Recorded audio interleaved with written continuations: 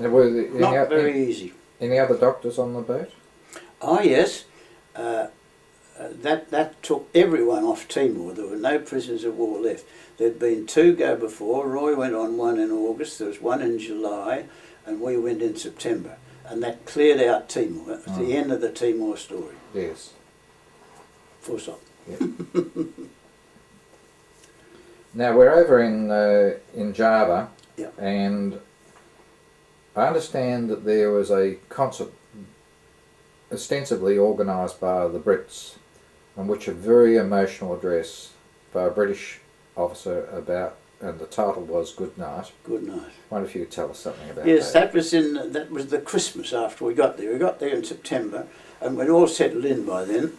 We had this concert on, might have been Christmas Eve, I don't know, somewhere there in late December, and we all went along, and the Japanese sat in the front seats and cheered, and we sat wherever we could, and this poem, or I suppose it was a poem, was written by someone, and it was a very emotional one. It dealt with the fact that we were it was a sort of letter to our parents, to our relatives.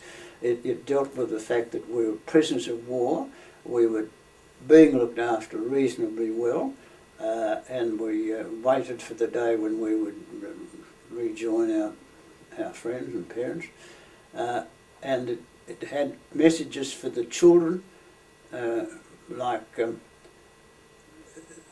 "Don't worry, Mummy, tonight, dear," and my Mummy was crying. "Don't worry, Mummy, tonight, she's thinking of other things, and we're thinking of Mummy too." You know, it's a very emotional sort of poem, and we all felt very emotional about it, and tears in our eyes, and it was a good concert. Yes. I did tell you the story where an acquaintance of mine who was a POW, who was at the same concert, he wrote it down in shorthand. Yeah. Now, whilst on Java, you caught up with the British, and yes. I think there was one British officer who you particularly wanted to mention. Well, yes, he was the Colonel Maisie. He was the head of he was the senior medical officer in Tanjong Priok, and he had other medical officers who did sick parade, but Pete was the senior one, so he had to answer all the questions about the medical world. And I saw a lot of him, and he wanted to know about me and what I'd done on Timor. So I wrote him a report, which is in a book just down there, I think, on the state of the Timor people when they arrived in Java, and I gave that report to him. So, you know, we established a good relationship, and the thing that worried me mostly was if we got a friend, someone who had an appendicitis, acute appendicitis, the Nips would take him into town to their hospital, and well, they never came back again. And I used to say to Roy, "This is terrible. Do you know what's happening now?" He said, "I try to find out where they are, whether they've moved them off to some other place." Well, anyhow, that was as I remembered. We never got many of them back. And one fellow was knocked out playing soccer. He knocked unconscious, and Roy and I both looked at him, and he was really out to us, and we couldn't revive him. So the Nips again took him to hospital in town, in Batavia. But again, I personally never heard any more about that fellow. So this was a worry, and I talked to Roy about it, and I said we ought to have our own facilities. And then within a day or two, this man, Warrant Officer Billett, came on my sick parade, and I noticed he had this large tumour on his left arm.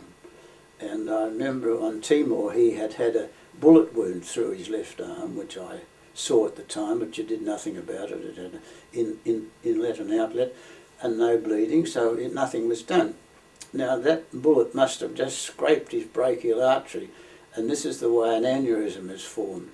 Traumatic aneurysm it's called, where the weakness in the artery gives way and balloons out. And of course when they go out on work parties he'd be using his arm a lot more, so it developed And he came and he said to me, what do I do about this? And I had a good look at it and I listened to it and I realised it was what it was. It's quite obvious diagnosis. And he said, what'll I do? I said, oh, I'll put a bandage around it for you. And I went and talked to Roy about it and I said, Roy, if we send this bloke to hospital, we'll never see him again like the others. And he said... Could I just hold you at that point? Now, twice you've just mentioned you spoke with Roy. But was it Pete Maisie that you were referring to? Sorry, Pete Maisie, I'm sorry. And I'm only doing this for the record. Yes, I'm very careless that way. No. Pete Maisie was he was the one I had to talk to, and he was very sympathetic, and he said, I can see what you mean, but he said, can you do it? And I said, well, I don't know, I've never done one of these, but I think I could. And so he said he'd let me set up a little operating theatre on the end of one of the verandas, and all the attic was dropping dust, so we put sheets on the top, and then we had our operating table, and I got the tools I wanted, and I had an anatomy book which I enjoyed, looking up the brachial artery and finding its branches, and the fact that it has what's called a deep brachial artery that came off below where the aneurysm was, so that's helped me, because I knew that if I tied it off the brachial artery above the aneurysm and below the aneurysm, there'd be no more blood running down that part of it, but there was this profunda, brachial artery profunda, that came off above the, and so that would go down and supply the rest of his hand. He wouldn't have any circulation trouble. So I did this with parachute silk, which was the best thing I had to tie anything. And it wasn't a difficult operation, but it was a worrying one because I'd never approached this sort of thing before. And anyhow, he survived. Max Brown, I think, gave me the anaesthetic. And I used to go and see him every day, of course, and one day I went to see him and his temperature was 102. And Pat Bailey showed me the temperature chart and I said, oh, God, he must be infected. So we had a look at the wound and it wasn't infected. And Pat said, don't worry, sir. He said he's just having a malarial attack. He picked it and I didn't. And this is one of your medical orderlies? Yeah, Pat Bailey. Well, that's great teamwork, isn't it? Yeah. Well, he understood me and I understood him and I'm quite happy for him to... But, you know, I was so thinking, well, it must be infectious because operating, you know, I had an incision about 6 inches long in the upper arm here. And with all the dust and muck around us and our instruments, which we weren't sure of, we had no gloves, we had no soap to wash with, we had no gowns or masks or anything, you know. It was obvious that the man had to get infected, but he didn't. Yes. He did very well.